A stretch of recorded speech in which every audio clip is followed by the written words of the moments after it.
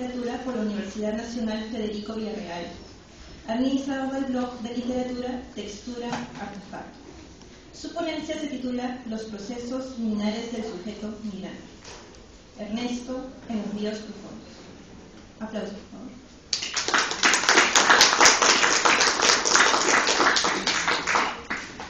Bueno, buenas tardes, gracias por haber asistido. Bueno, mi ponencia se llama, como yo lo dijo, los procesos liminares del sujeto migrante. Al momento de constituir un sujeto que represente de la mejor manera los ríos profundos, la crítica se ha decantado por exhibir dos posturas, una la de Ángel Rama y la otra de Antonio Cornejo Polar. En la primera se destaca el protagonista del relato como un ente transcultural. Esta condición necesita la función de puente entre dos culturas, en este caso la occidental y latina.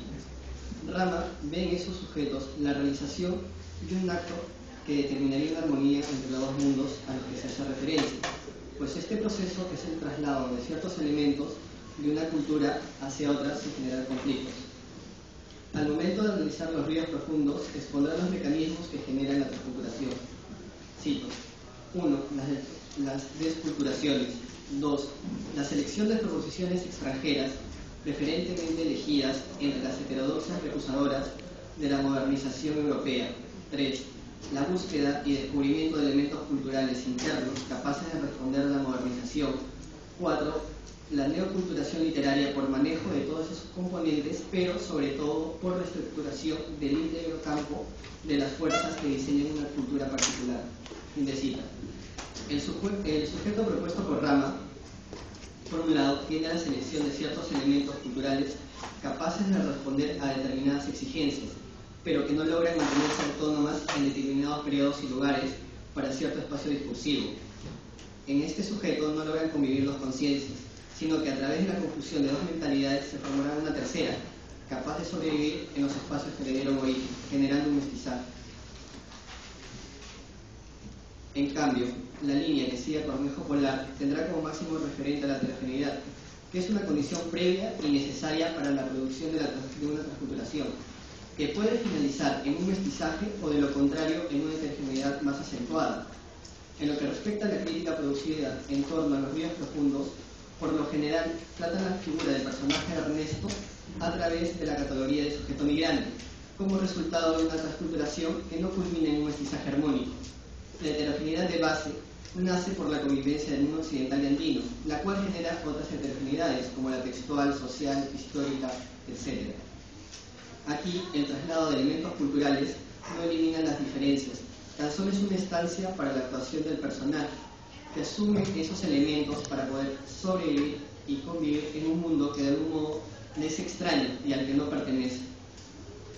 A partir de esta heterogeneidad básica se construye un sujeto, que será el paradigma de esto, el sujeto migrante propuesto por Antonio Cornejo Polar. Tal como lo señala Jorge Coronado, este sujeto está construido a la vez por dos o más espacios culturales. Según Raúl Bueno, a propósito de Cornejo Polar, dirá que este sujeto será en primera instancia un sujeto heterogéneo, dado que asume personalmente los nuevos ejes culturales como necesarios recursos de vida. Así, en propias palabras de Cornejo, cito: mi hipótesis primaria tiene que ver con el supuesto que el discurso migrante es radicalmente descentrado, en cuanto se construye alrededor de ejes varios y asimétricos, de alguna manera incompatibles y contradictorios, de un modo no dialéctico. Fin de cita. Por tanto, se intentará describir a Ernesto como un sujeto migrante, ya que en él concentra dos mundos radicalmente divididos y escindidos, el occidental y el andino, pero en los que Ernesto supuestamente se realizará. Siguiendo a Cornejo su propuesta referente a los ríos profundos, cito: es claro que el migrante adolescente, que opera como narrador personaje de la novela, concentra pero no sintetiza en su discurso dos experiencias, una pasada y otra presente. El narrador personaje habla sin duda desde dos espacios. Fin de cita. Se reivindicará el carácter no concurrente de estos espacios en la praxis de Ernesto, para lo cual nos apoyaremos en la forma en cómo el protagonista logra moverse entre estos lugares, presentando una suspensión de un lugar para conseguir cierta inserción en el otro espacio. En líneas generales nos ceñiremos a la propuesta anterior, sin embargo esbozaremos una adicción a la configuración de Ernesto como sujeto migrante, pues la crítica especializada casi no se ha detenido a explicar la forma como cómo se producen estos traslados del sujeto migrante. Solo se menciona que Ernesto es un sujeto que subsume dos espacios, entrando en un solo rumbo discursivo, pero sin entrar en mayores detalles respecto a este proceso. Para lograr una mejor explicación de esto, nos apoyaremos en los procesos liminares propuestos por Víctor Turner. Manuel Larroux, en un artículo publicado en las actas de uno de los últimos congresos a propósito de la obra de José María Arguedas, aludiendo a Víctor Turner, expondrá cómo existe un tránsito liminal para el traslado de un espacio discursivo a otro. Cito: todo proceso liminal posee tres fases: separación, margen o limen e incorporación. La separación está marcada por un conjunto de conductas simbólicas que permiten constatar que el sujeto ya no se siente parte del ámbito al que pertenecía. En una segunda etapa de este proceso, el sujeto, ahora en el margen o limen, un periodo aunque breve pero ambiguo, pero al mismo tiempo está adquiriendo los saberes que le van a permitir superar ese momento liminal y pasar al tercer momento, que es el de la incorporación. Fin de cita. En la primera etapa se opera una diferenciación entre el sujeto y el grupo al cual quiere acceder. Así, para acceder al grupo se requiere que éste también opere una aceptación, si bien ésta sea por solo algunos factores. Este proceso de diferenciación creará un estado ambiguo que por analogía se podría equiparar al estado liminal, pues está en búsqueda de estos rasgos que lleven a la incorporación, aunque sea relativa.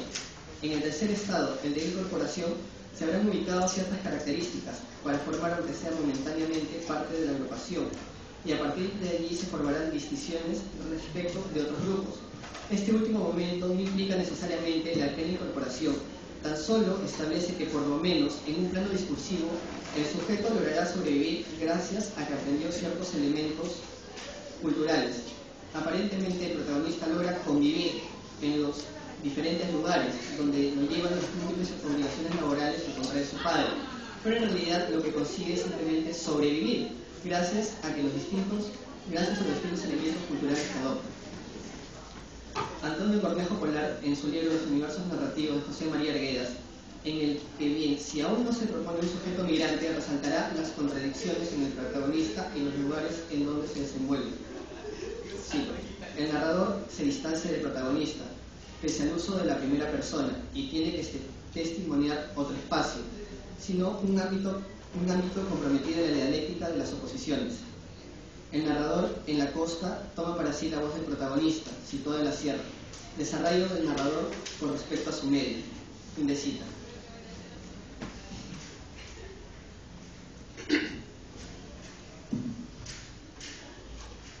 Para efectos de la presente interpretación, la dialéctica antes mencionada no devendrá en una síntesis, sino que permanecerá en oposiciones. Cornejo Polar acentúa las oposiciones en el nivel de la memoria del narrador y del protagonista. Cito: la obsesión del protagonista de asociar realidades inmediatas presentes a otras solo evocadas, aun cuando entre ambas no se distingan para efectos objetivos. La memoria personal no tiene inconveniente en asociar aspectos formalmente heterogéneos y hasta contrarios. Fin de cita. Si bien estamos de acuerdo con esta posición, intentaremos descubrir cómo Ernesto llega a convivir y sobrevivir en su actuación a los mundos planteados líneas atrás, dejando un tanto de lado el tratamiento de la memoria. Creemos que la elección de un adolescente de 14 años, Ernesto, como personaje principal, no es gratuita, ya que en esta etapa generacional se está en un estado de indeterminación, al intentar establecer rasgos determinantes para una caracterización propia. Al inicio del relato, Ernesto establecerá su situación ambigua, de no incorporación a un mundo en el que su padre quiere que se incorpore. Este será el espacio de los místicos, blancos, representado por el viejo. Cito: infundía respeto a pesar de su anticuada y sucia apariencia. Era incómodo acompañarlo. Fin de cita. El muchacho ya expresa su nueva aceptación e identificación con el sustrato dominante, por lo que podría decirse que permanece en un estado ambiguo, que solo es aplacado gracias al arraigo que le confiere su padre. Ernesto iniciará su peligro en un estado casi liminal, que en todo caso estará estable por la figura de su progenitor. Ernesto se configura como sujeto errante al inicio de la historia, con lo que se infiere que puede haber aprendido ciertos elementos culturales que le hacen poder convivir y sobrevivir en diferentes espacios, aunque para ello, en su actuación, tenga que pertenecer en un instante a un solo espacio discursivo, pero sin perder su carácter dual, que le servirá para hacer el traslado a otro espacio e intentar una aceptación. Intentamos poner de relieve la performance que puede hacer Ernesto por medio de actos simbólicos para establecer una pertenencia. Ya no nos decantaremos como Cornejo Polar por la exhibición de la memoria, sin desmerecer que esto es un aspecto importante de la configuración del sujeto migrante. Posteriormente, al llegar al Cusco, se produce una incorporación al mundo andino, cuando Ernesto percibe cómo el espacio circundante tiene vida y puede relacionarse con él. Cada piedra habla, dirá, demostrándose cómo esta audición del espacio lo hace corresponder a la mentalidad quechua, pero sin poder desligarse de su lado occidental, que le proviene de su padre. Su padre le dice: no iremos nada, no es que hablas, estás confundido. En su actuación, el adolescente parece tener todos los conocimientos del mundo del Ande, que le permiten en su actuación interrelacionarse con el medio. A partir de lo anterior, se logrará establecer el modo en que Ernesto hace el trasvase de un espacio a otro en reiteradas oportunidades. Por citar un ejemplo, Ernesto, al llegar con su padre a un pueblo en el que vivían unos indios, dice lo siguiente: en ese pueblo quisieron matarnos de hambre. Apostaron a un celador en cada esquina de nuestra casa. Me desahogaba, vertía el desprecio amargo y el odio con que ese pueblo nos miraba. Representa la fase de separación del proceso liminar, pues se nota cómo el protagonista expresa un odio hacia el pueblo que en un primer momento le era afín. Aquí se produce el acto simbólico por el que el muchacho no logra establecer la aceptación por parte del grupo al cual quiere acceder y pertenecer. En la siguiente instancia, el protagonista entrará en el momento liminal cuando intenta acercarse a un grupo de mujeres. Cito: déjame hablarte, señora, insistí muchas veces, pretendiendo entrar en alguna casa, pero las mujeres me miraban atemorizadas y con desconfianza. Ya no escuchaban ni el lenguaje de los águilos, les habían hecho perder la memoria, porque yo les hablé con las palabras y el tono de los comuneros y me desconocieron. Fin de cita.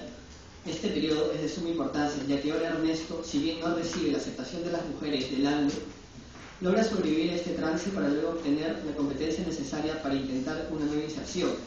Intentará establecer lazos identificatorios con estas mujeres, pero no lo logrará, pues se establecen distancias que los separan y generan diferencias. Se producirá un acto en el que para lograr la aceptación dependerá de los medios y formas que se utilice para lograr una relación con el otro. Si bien Ernesto usa el quechua, no es suficiente para su aceptación. Creemos que esto depende de muchos factores, como el racial, económico, cultural, social, etc. Ernesto usa un factor que es el lenguaje, pero no pone en acción otros elementos que le facilitarían acceder a ese espacio. En la obra se pueden encontrar múltiples ejemplos de este proceso liminar del sujeto migrante, que en su actuación adopta diferentes elementos culturales.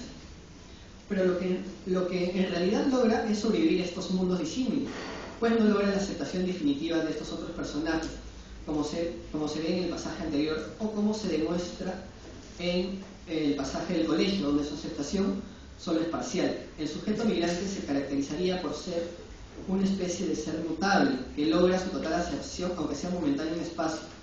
Respecto a Ernesto, Cornejo Polar dirá: el narrador personaje habla sin duda desde dos espacios, pero Ernesto no logra esta total acepción, solo es un camaleón que se confunde en el lugar que le es ajeno. Luego, Ernesto, con su apego a los Andes, realizará una nueva fase de separación, cuando narra su estancia en uno de los tantos pueblos por donde transitó con su padre. Cito: era un pueblo hostil que vive en la rabia y la contagia. Fin de cita. Se produce una separación simbólica del pueblo y por ende del mundo andino. Después inicia un nuevo estado liminar. Cito: me desahogaba, vertía el desprecio amargo y el odio con que ese pueblo nos miraba. Fin de cita. Ernesto llegará a intentar una incorporación a lo blanco por medio de una mujer que describe como alta y de ojos azules. Cito: luego regresaba a mi casa, despacio, pensando con lucidez en el tiempo en que alcanzaría la edad y las decisiones necesarias para acercarme a una mujer hermosa, tanto más bella si vivía en pueblos hostiles. Fin de cita. Hay una incorporación a ciertos estándares de belleza occidentales que revelan cómo se intentará la incorporación a lo blanco por medio de esta mujer. Esta afiliación por lo occidental provendrá de su padre, quien le brinda a Ernesto un arraigo. Entonces se hace una descripción de su padre. Cito: su aspecto era complejo, parecía vecino de una aldea. Sin embargo, sus ojos azules, su barba rubia, su castellano gentil y sus modales desorientaban. Fin de cita. Como se ve, el aspecto resaltante que funciona en su padre es el étnico, pero el muchacho puede desligarse de su padre. Un episodio a destacar es su estancia en el colegio. Allí, el Zumbaili, Trompo, que tiene ciertos poderes que harán que Ernesto se acerque más a otros muchachos. El Zumbaili tiene el poder de acortar distancias. En este caso, acortará los términos de la distinción, pero que hará que por lo menos Ernesto tenga un trato cordial con otros compañeros. Cito: te lo vendo, forastero, te lo regalo, exclamó antes. Inclusive, el propio juguete le es obsequiado por otro niño. Si bien se produce un acercamiento, este será solo temporal, pues finalmente el protagonista terminará enterrando el Zumbaili. Este acercamiento no es pues una aceptación en términos de pertenencia, sino de convivencia y sobrevivencia. Por tanto, este será un momento liminal del proceso discursivo de Ernesto. Posteriormente, a la par que se va a producir la fase de separación e incorporación de Ernesto en un par de ámbitos, el muchacho había aprendido, por citar otro ejemplo, el muchacho había aprendido el manual de Carreño, libro de instrucciones de los buenos modales de la época, con el que había conseguido cierto estatus en el colegio, pero esto causará que también sea excluido de un espacio para ser insertado en otro. Cito: tú crees ya leer mucho, me dijo Rondinel, crees también que eres un maestro del Zumbaili, eres un indiecito, aunque pareces blanco, un indiecito nomás. Tú eres blanco, pero muy inútil, una nulidad sin remedio. Fin de cita. Ahora ya no prepondera solamente el factor racial para lograr las diferenciaciones, sino además el factor cultural, pues si bien Ernesto parece blanco, no lo es, en cambio será agrupado en el espacio opuesto, el del indio. Como se ve, además, el proceso de no aceptación vendrá de ambos sujetos. Rondinel expresa su distinción frente a Ernesto, el cual hará lo propio. Finalmente, Ernesto ingresará a un estado liminar extremo al momento de entrar a la chichería. Mis zapatos de hule, los puños largos de mi camisa, mi corbata me cohibía, me trastornaba, no podía acomodarme. ¿Junto a quién? ¿En dónde? Fin de cita. Más adelante esta visión se acentúa. ¿Qué es pues la gente? Iba preguntándome. Primero, no se sabe a qué factores se deben acudir para realizar la diferenciación y con ello la aceptación por parte de un grupo. Será una situación de indeterminación total. Incluso el propio muchacho se llega a preguntar por el propio estatuto ontológico de las personas, al no comprender cómo es que podría lograr una aceptación plena, para no estar moviéndose en diversos planos discursivos, sin que ello implique la pérdida de otros saberes. Se producirá una ambiguación extrema hasta el final de la obra, pero donde se deja entrever cierta adhesión al mundo andino por medio de la naturaleza. Creemos que todas las peripecias que pasa Ernesto le sirven para intentar una aceptación por parte de algún grupo, si bien en un primer momento Cornejo Polar cree que solamente busca insertarse en un solo rumbo. Cito: Ernesto obedece a un impulso fundamental, unimismarse con los hombres que he escogido como semejantes, con los indios. Fin de cita. Pero el propio estudioso posteriormente cambiará de parecer y postulará la oscilación de Ernesto entre dos ámbitos. Cito: es claro que el migrante adolescente que opera como narrador personaje de la novela concentra pero no sintetiza en su discurso dos experiencias. Fin de cita. Pues en él conviven conflictivamente dos ejes discursivos aprendidos para lograr sobrevivir en mundos disímiles por medio de una actuación discursiva que oscilará dentro de los dos mundos. Finalmente estamos de acuerdo con el sentido último que le confiere Cornejo Polar a la obra. Cito: el sentido último de los ríos profundos, por una parte, el afán integrador que obsesiona al narrador protagonista, por otra, la realidad incontrastable de un mundo desintegrado, entre uno y otro extremo, con una mutilada y ciega dialéctica que no puede resolverse en síntesis. Fin de cita. Gracias.